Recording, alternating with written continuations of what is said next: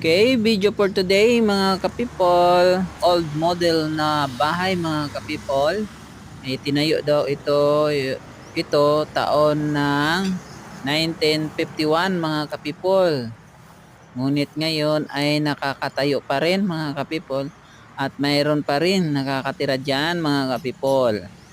No? At hanggang ngayon matibay pa rin mga ka-people kasi itong bahay na to ay parang gawa yata ito ng mga kahoy noon na pitong at mga lawaan mga ka-people, no? Ay matitibay yung bahay noon.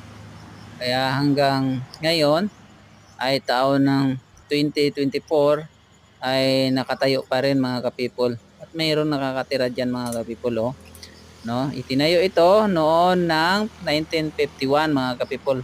Buhay pa yata si Sir Rizal yata nito, ah.